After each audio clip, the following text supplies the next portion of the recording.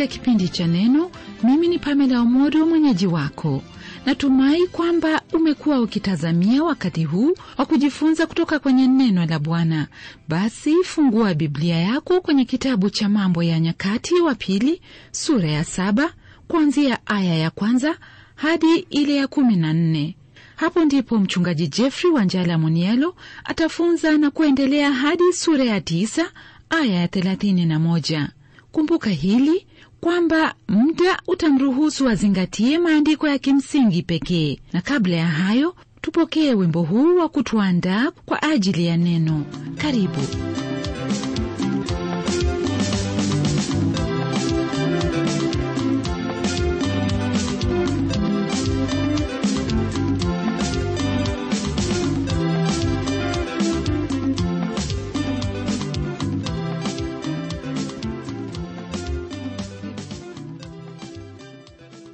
Shukran ndugu msikilizaji kwa kutenga muda huu ili ulisikie neno la Mungu na kujifunza ya kupasayo kama mtoto wake. Karibu kwenye mafundisho yetu yaliyoko kwenye kitabu cha Mambo ya Nyakati ya Pili, somo letu likiwa kwenye sura ya 7 kuanzia aya ya 1 hadi ile ya 14.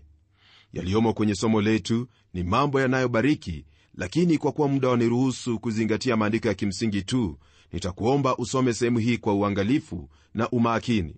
Sura ya 6 ilimalizia kwa ombi la Sulemani alipokuwa akiiweka ile hekalu ya Bwana wakfu. Sasa kwenye sura hii ya 7 tutaona haya yaliyotendeka baada ya hapo.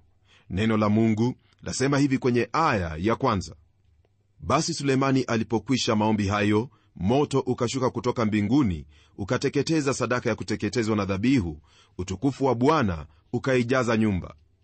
Iwapo wakumbuka msikilizaji, hili lililotendeka wakati wa Sulemani ndilo lilitendeka Musa alipomaliza kazi ya hema ya kukutania. Soma habari hizo kwenye kitabu cha Kutoka sura ya 34 na 35.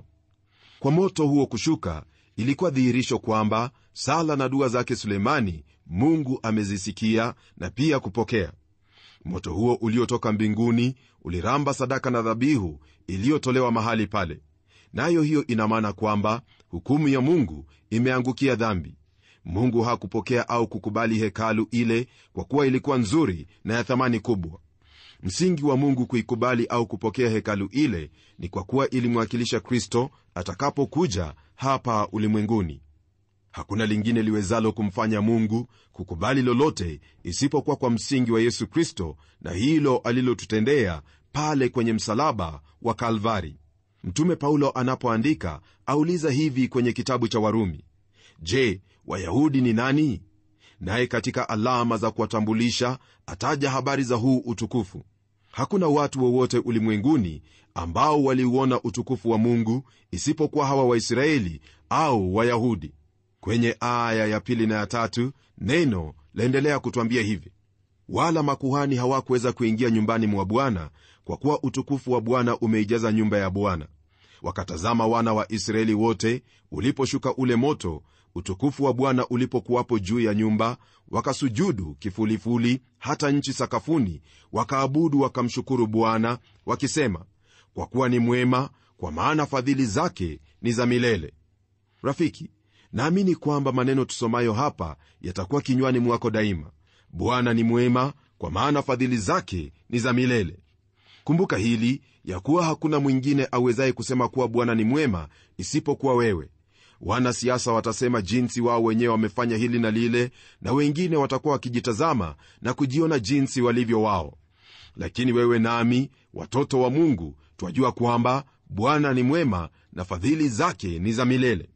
Kwa hivyo tutalisifu jina lake, maana siku baada ya nyingine fadhili hizi tutaziona na tutaendelea kufurahia fadhili hizo.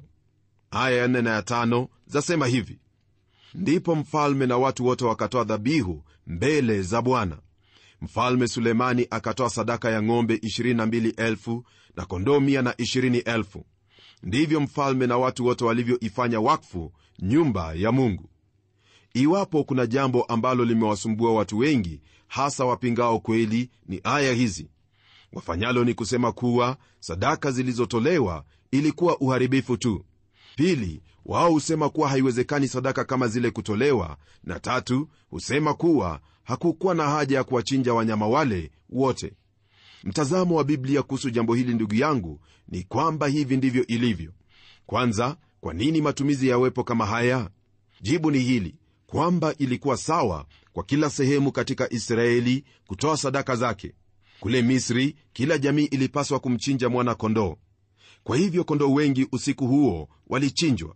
Yote hayo, umuhimu wake ni kwamba sadaka hizo zote zilimwakilisha Bwana Yesu Kristo na yote atakayowatendea wanadamu pale katika kujitoa nafsi yake kama dhabihu kwa Mungu ili tupatanishwe na Mungu pale msalabani. Simoni Petro aandika na kusema hivi kwenye sura ya kwanza mstari wa 18 na 19 kwenye waraka wake wa kwanza: nanyi mfahamu kwamba mlikombolewa si kwa vitu viharibikavyo, kwa fedha au dhahabu, mpate kutoka katika mwenendo wenu usiofaa mlioupokea kwa baba zenu, bali kwa damu ya thamani kama ya mwana kondoo asiye na ila, asiye na waa, yani Yesu Kristo. Msikilizaji, haya aliyofanya Sulemani na watu wa Israeli hayakuwa matumizi, kwani ilikuwa kama kivuli cha atakachotenda Bwana Yesu Kristo. Wala hapakuwa na uharibifu wowote, maana nyama ile ilitumika baadaye kama chakula. Sadaka ya kuteketezwa tu ndiyo iliteketezwa kabisa. Kuwekwa wakfu kwa hekalu ilikuwa wakati wa furaha na kusherehekea. Kweli ndiyo hii, iwapo tunacho cha kutoa kwa ajili ya Bwana, haitupasi kuangalia na kuona kana kwamba twaharibu fedha au twatumia vibaya alivyotupa Bwana. Kile kinachohitaji kufanyika ni kufanya hivyo kwa busara. Ninaponena jambo hili, nakumbuka kisa kimoja. Kulikuwepo na huyu dada mmoja aliyependa sana mafundisho ya Biblia, hata alikuwa amefungua nyumba yake kwa ajili ya mafundisho ya Biblia. Basi akaja mtumishi wa Mungu aliyewahudumu watu kwa siku 10 hivi kwenye kanisa lao. Mwishowe kanisa lilipenda huduma ya mtumishi huyo, nao wakambariki kwa shilingi 38,000 hivi. Yule dada alifoka na kusema jinsi kufanya hivyo haifai hata kidogo. Halafu baadaye dada huyo aliyekuwa katika kamati katika mji wake, kamati ya sherehe, walimwalika mwimbaji mmoja kwa usiku mmoja pale mjini. Na baada ya yule mwimbaji kuimba, waliamua kumpa shilingi 1,500,000, 1,150. Na je, wajua dada huyo alisema nini? Alisema hiyo ilikuwa sawa kabisa. Je, wewe vipi inapofikia hali ya kumtolea Bwana? Kwangu mimi, msikilizaji, alichonitendea Bwana Yesu Kristo ni zaidi ya yote niwezayo kutoa. Kwa hivyo alichonipa na atakachoweka moyo wangu nitoe, nitafanya hivyo, kwa kuwa mimi ni wake na vitu vyote vyatoka kwake. Tafakari hilo tunapogeukia aya ya 6 inayosema hivi: wakasimama makuhani sawasawa na malinzi yao, Walawi nao pamoja na vinanda vya Bwana alivyovifanya Daudi mfalme, ili kumshukuru Bwana, kwa maana fadhili zake ni za milele. Hapo aliposifu Daudi kwa mikono yao, nao makuhani wakapiga panda mbele yao, nao Israeli wote wakasimama. Katika hili tulionalo hapa, watu hawa walijipanga sawasawa na kufanya lile lililowapasa, yani kumhudumu Bwana kwa sifa na nyimbo. Na kwa hili, msikilizaji wangu, ningelipenda kukufahamisha ya kuwa ya kuhitaji kumsifu Bwana si tu kiholela, bali wahitaji kujipanga sawasawa, kufanya mazoezi viwavyo, na pia kujua nyimbo hizo toka moyoni mwako, ili umwimbie Bwana sifa, nazo sifa hizo zimfikie Bwana kwa ufahamu na kwa ustadi kabisa. Habari za kusema kwamba sikieni maneno lakini msisikie sauti, hiyo haipo hapa au pale. Wahitaji kujikakamua viwavyo na kuimba kwa sauti inayompendeza Mungu, na pia kucheza vyombo kwa jinsi inavyostahili. Mara nyingi imekuwa kwamba unapofikia katika sehemu fulani ya ushirika, waimbaji wanapoanza kuimba, utashangaa iwapo kwa hakika wanafanya hivyo kwa ajili yake Mungu. Mungu wetu ni Mungu anayestahili sifa zinazotokana na ustadi wa kuimba na pia ustadi wa kucheza vyombo. Naamini kwamba iwapo wewe ni mwimbaji au wewe ni mchungaji, jambo hilo utaliangalia kwa umakini na pia kulishughulikia viwavyo. Daudi alihakikisha kwamba kulikuwepo na vinanda vya Bwana, naye akavifanya kusudi watu wamshukuru Bwana, kwa maana fadhili zake ni za milele.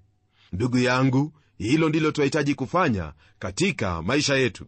Neno kwenye aya ya 7 hadi 10 laendelea kutujulisha haya: tena Sulemani akaitakasa behewa katikati iliyokuwa mbele ya nyumba ya Bwana, kwa kuwa hapo ndipo alipotoa sadaka za kuteketezwa na mafuta ya sadaka za amani, kwa sababu ile madhabahu ya shaba aliyoifanya Sulemani haikutosha kuzipokea sadaka ya kuteketezwa na sadaka ya unga na mafuta. Basi wakati ule Sulemani akafanya sikukuu na Israeli wote pamoja naye, kusanyiko kubwa sana toka maingilio ya Hamathi mpaka kijito cha Misri, muda wa siku 7. Hata siku ya 8 wakaita kusanyiko la makini, kwa maana walishika kuitakasa madhabahu siku 7 na sikukuu siku 7. Akawaruhusu watu waende hemani kwao siku ya 23 ya mwezi wa 7, wakifurahi na kuchangamka mioyoni kwa wema wote Bwana aliyomfanyia Daudi na Sulemani na Israeli watu wake. Maneno haya ambayo tumeyasoma, msikilizaji, yataja habari ya maingilio ya Hamathi mpaka kijito cha Misri. Hiyo ni kusema kwamba kutoka kusini mwa nchi hadi kaskazini, Israeli wote walikuwa wamekusanyika kwa ajili ya sikukuu hii maalum ya kuweka wakfu hekalu yake Bwana. Hakika alikuwepo kama hili katika nchi ya Israeli tena kabla ya hapo na hadi sasa hivi. Huenda litakalotendeka litakuwa kuu sana, nayo ni wakati wa kutawala kwake Masihi, naye ndiye Yesu Kristo, mwana wa Mungu aliye hai. Kisha aya ya 12 hadi 14 neno lasema hivi: hivyo Sulemani akaimaliza nyumba ya Bwana na nyumba ya mfalme, na yote yaliyomwingia Sulemani moyoni ayafanye nyumbani mwa Bwana na nyumbani mwake mwenyewe akayafanikisha. Bwana akamtokea Sulemani usiku akamwambia, nimesikia ulioyaomba, na mahali hapa nimejichagulia kuwa nyumba ya dhabihu, nikizifunga mbingu isiwe mvua tena, nikiamuru nzige kula nchi, au nikiwapelekea watu wangu tauni, ikiwa watu wangu walioitwa kwa jina langu watajinyenyekesha na kuomba na kunitafuta uso na kuziacha njia zao mbaya, basi nitasikia toka mbinguni na kuwasamehe dhambi yao na kuiponya nchi yao. Aya hizi, msikilizaji, ambazo najua kwamba umezisikia siku baada ya nyingine, napenda tuzitazame kwa undani, hasa kutafuta kiini na tafasiri yake kamili kwa ajili yetu. Katika mikutano mingi, aya hii imenukuliwa kama ahadi ya Mungu kwetu, na kama ilivyo aya hizi, hasa hiyo ya 14, hufaa hali nyingi sana katika maisha yetu. Ila iwapo tutapata tafasiri ya kisawasawa, ni lazima kuangalia tukio lililokuwa likiendelea kabla ya kufikia neno hilo alilonena Mungu kwa Sulemani, na pia kutazama yale yanayofuatia. Naamini kwamba tafasiri ya neno la Mungu kwanza utangulia kwa kuona hali iliyopo kabla ya kuingia katika tafasiri ya kiroho. Mfano wa hili ni kuambialo ni kwamba hotuba ya mlimani yatazamia wakati wa ufalme wa Mungu, ambapo sheria ya pekee itakuwa hiyo ya Mungu. Hata hivyo, naamini kwamba kuna ujumbe kwa ajili yetu kwenye maandiko haya leo hii. Maandiko yote, ndugu yangu, yana ujumbe, tafasiri na hali ya kutenda ulilosikia. Yote hayo ni mambo tofauti kabisa ambayo ni lazima uyazingatie unapolisoma neno la Mungu. Ni kweli kwamba maandiko yaliandikwa kwa ajili yetu, lakini siyo maandiko yote tulioandikiwa sisi. Nasema hivi ndugu yangu, kwamba ni kweli kuwa maandiko yaliandikwa kwa ajili yetu sisi, lakini si maandiko yote tulioandikiwa sisi. Kwa hivyo tafasiri ya maandiko itatokana na matukio yaliyokuwepo wakati huo, nayo ndiyo hutupa mwelekeo kamili wa jinsi tunavyohitajika kufanya. Unaposoma maandiko ya Agano la Kale, wakutana na amri na sheria nyingi ambazo hazituhusu sisi, ila utendaji wa maandiko ni kwetu sote. Daima Mungu huwa na jambo la kutufunza katika Biblia, na itakuwa vyema unaposoma maandiko kuona kanuni kuu iliyoko kusudi utende kama vile Mungu anakuhitaji utende. Hebu turudie aya hiyo ya 14 kwenye sura hii ya 7 ya kitabu hiki cha Mambo ya Nyakati ya Pili. Neno hilo lasema kwamba ikiwa watu wangu walioitwa kwa jina langu watajinyenyekesha na kuomba na kunitafuta uso na kuziacha njia zao mbaya, basi nitasikia toka mbinguni na kuwasamehe dhambi yao na kuiponya nchi yao. Maneno haya Mungu aliyanena wakati wa kuweka wakfu kwa ile hekalu ya Daudi aliyoijenga Sulemani. Neno hilo lilikuwa kwa Sulemani wakati ule katika nchi ile kwa habari ya hekalu. Wakati huo Sulemani aliomba na kufanya dua kwa Mungu, kama vile tuliona hapo awali kwenye sura hiyo ya 6. Mungu akimjibu Sulemani kuhusu ombi lake, amwambia, ikiwa watu wangu walioitwa kwa jina langu. Hebu tukomee hapo na tujiulize swali hili: je, Mungu azungumza kuhusu kina nani? Watu walioitwa kwa jina lake ni kina nani? Watu walioitwa kwa jina lake ni Israeli. Mungu azungumza na Sulemani kuhusu Waisraeli. Hao ndio waambiwa wakinyenyekea na kutafuta uso wake na kuacha njia zao mbaya au ovu, ndipo Mungu atawafanyia ahadi hizo 3. Atasikia maombi yao, atawasamehe na kuponya nchi yao. Hizi ni sharti za lazima walizopewa Waisraeli. Nayo historia, msikilizaji, yashuhudia habari hii katika kila njia. Kwenye Agano Jipya, Yohana Mbatizaji ahubiri na kusema hivi: tubuni, kwa maana ufalme wa mbinguni umekaribia. Hayo ni yale yaliyoko kwenye sura ya 3 ya Injili ya Mathayo aya ya 2. Bwana Yesu alipokuja alihubiri vivyo hivyo, akiliitia taifa hilo kutii masharti yale, ili ahadi ya Mungu itimie miongoni mwao. Toleo hilo lilikuwa halali kabisa wakati huo. Leo hii watu wa Israeli wametapaka kote ulimwenguni. Amani hawana wala hawatapata katika nchi hiyo, kwa kuwa masharti hayo hawajayatimiza. Sasa msikilizaji, kwa habari ya kutekeleza andiko hilo, naamini kwamba hatuwezi kulitupilia mbali, kwa kuwa Mungu alikuwa akizungumza na wana wa Israeli katika utawala wa Sulemani na vizazi vijavyo. Leo hii, kwa ufahamu wako, kuna hao waitwao watu wa Mungu, nao ndio waumini au kanisa ulio mwili wa Kristo. Hawa ni wale wamwaminio Yesu kuwa ndiye Bwana na Mwokozi. Kwenye kitabu cha Tito sura ya 2, tunaposoma kuanzia aya ya 11 hadi 14, neno la Bwana latupa habari za watu walioitwa kwa jina lake Bwana.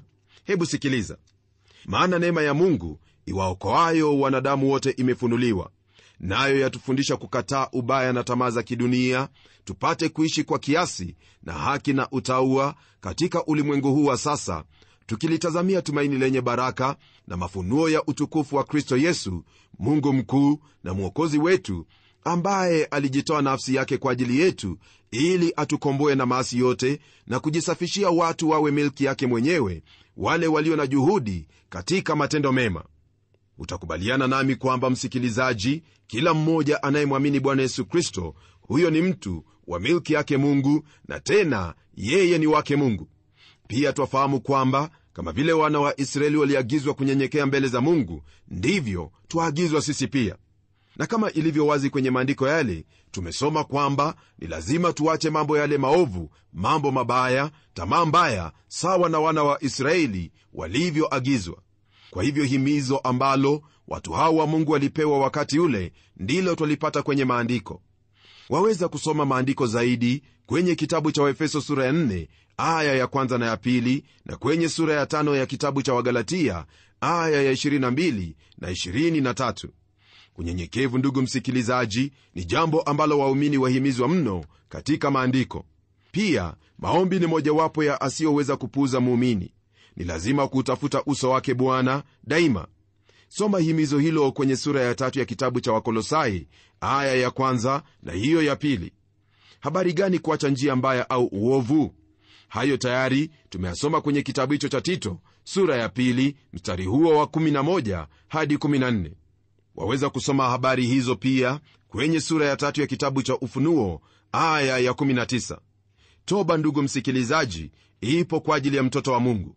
Na habari gani kwa upande wake Mungu? Mungu aliahidi kwamba wakifanya yote hayo atasikia maombi yao. Hayo pia yapo kwa ajili yetu leo hii, kama vile twasoma kwenye waraka wa kwanza wa Yohana sura ya 3 mstari wa 22.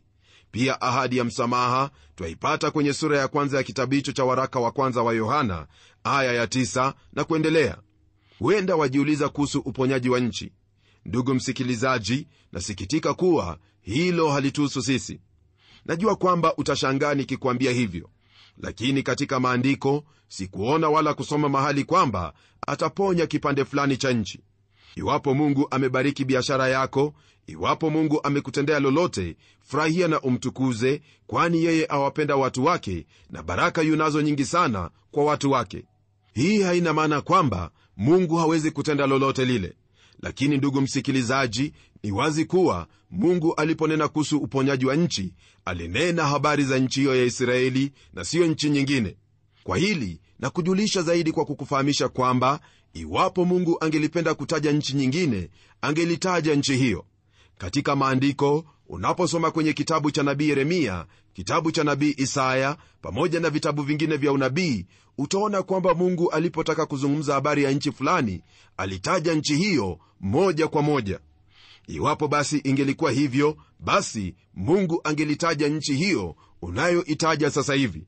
Lakini kwa kuwa yeye ni mwenyezi, yaweza kutenda lolote atakalo kutenda, kama vile anavyokusudia katika shauri lake la milele. Baraka zilizoko kwa ajili yako mtoto wa Mungu leo hii ni hizo za kiroho katika Yesu Kristo. Tazama, tulikuwa wageni na adui zake Mungu, ila kwa damu yake sisi tuliokuwa mbali sasa tumeletwa karibu.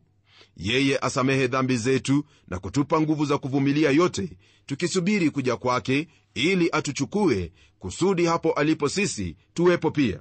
Na iwapo msikilizaji waendelea kujiuliza iwapo hili ni kwambialo ni kweli, nitakuuliza uisome aya hiyo ya 15 na kuifuata katika hali yake. Na ikiwa utasoma sehemu hiyo na pia kusoma maandiko hayo yote, naamini utapata mwelekeo ulio sawa kuhusu tafasiri ya maandiko haya. Najua kwamba una maswali kuhusu haya. Tafadhali niandikie, nami nitakufahamisha zaidi kuhusu jambo hili. Kwa sasa hebu tuombe pamoja. Mungu tena Baba wa Bwana wetu Yesu Kristo, wewe uliyewachagua watu wako Israeli, na kwa huyo Israeli ukatuletea mkombozi, twaja kwako kwa shukrani nyingi kwa ajili ya haya ambayo tumejifunza leo hii. Tazama, ni mambo mazuri, mambo yanayopendeza, mambo ambayo Mungu wetu umejifunua kwetu kusudi tufahamu jinsi wahusiana na watu wako, hasa sisi ambao tumemwamini Yesu Kristo katika kizazi hiki. Ni ombi langu kwamba ndugu yangu msikilizaji anapolisoma neno hili, utamsaidia katika kila hali kufungua macho yake, apate kuona ahadi zako, apate kuona maajabu yako, apate kuelewa yale ambayo wamuelekeza kwayo katika maarifa ya neno lako ulilotupa. Wewe ndiwe Mungu, wewe ndiwe Bwana, na wewe kwa Roho wako Mtakatifu utamwezesha katika haya yote, kwa kuwa Roho wako ndiye atuongozaye katika kweli yote. Jina lako libarikiwe, jina lako litukuzwe milele, maana najua kuwa haya ndiyo utayatenda, kwa sababu tumeyaomba katika jina la Yesu Kristo aliye Bwana na Mwokozi wetu. Amen. Ndugu msikilizaji, naamini kwamba umepata ufahamu wa maandiko na pia umeinuliwa katika roho yako kujua lile linalokupasa, hasa kuhusu uhusiano wa maandiko yaliyoko kwenye sura hii ya 7 ya kitabu hiki cha Mambo ya Nyakati ya Pili, aya hiyo ya 14, na wewe kama mtoto wa Mungu leo hii. Mungu akusaidie, Mungu akuinue, Mungu akuwezeshe uendelee kusoma neno lake kusudi upate ufahamu zaidi na kutenda kama vile inavyokupasa. Tukutane kwenye kipindi kijacho ili tuendelee kubarikiwa na kuendelea kumjua Mungu wetu aliye uzima wetu. Hadi wakati huo, neema yake iwe pamoja nawe. Mimi ni mchungaji wako Geoffrey Wanjala Munialo, na neno litaendelea.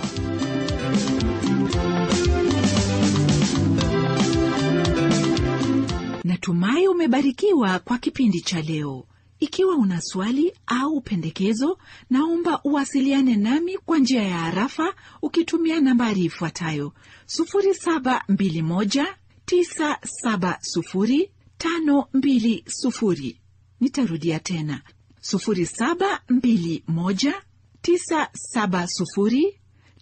0721970520. Ikiwa utaniandikia barua, tumia anwani ifuatayo: kwa mtayarishi sanduku la posta ni 21514, kisha uandike code namba ambayo ni 00505 Nairobi. Waweza pia kuwasiliana nami kwa njia ya barua pepe au email ukitumia anwani ifuatayo: barua@twr.co.ke. Nitarudia tena, anwani yetu ya barua pepe au email ni barua@twr.co.ke, barua@twr.co.ke. www.awr.co.ke. Basi kufikia hapo, sina budi kulikunja jamvi langu kwa leo na kutakia baraka sufufu kutoka kwa Mungu wetu mtukuka, na neno litaendelea.